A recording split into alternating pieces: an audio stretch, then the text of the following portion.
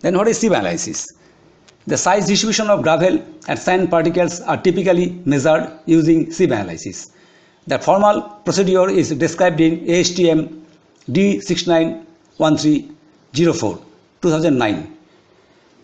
A stack of sieve with accurately dimensioned holes between a mesh of wires is used to separate the particles into size bins.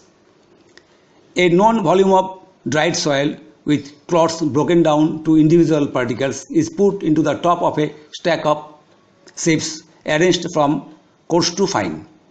The stack of sieve is shaken for a standard period of time so that the particles are sorted into size bins.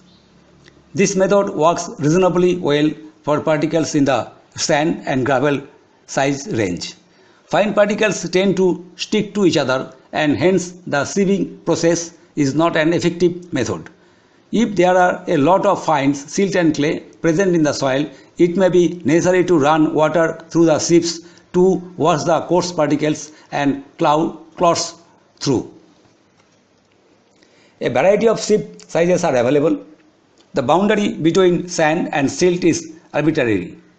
According to the Unified Soil Classification System, a 4 sieve, that is 4 opening per inch, having 4.75 mm opening size, separated sand from gravel, and a 200 sieve with an 0.075 mm opening separates sand from silt and clay.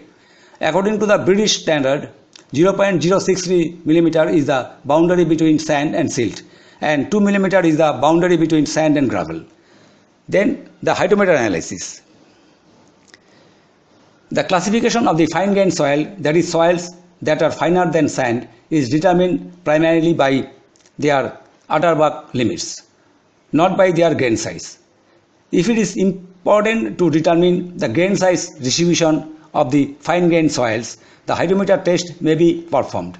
In the hydrometer test, the soil particles are mixed with water and shaken it to produce a dilute suspension in a glass cylinder, and then the cylinder is left to sit.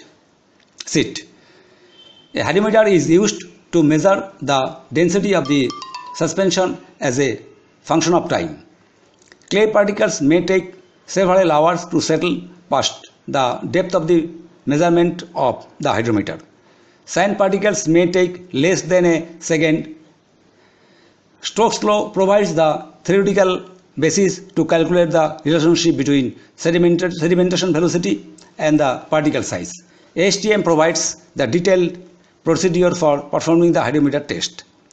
Clay particles can be sufficiently small and that they never settle because they are kept in suspension by Brownian motion, in which case they may be classified as colloids. Thank you.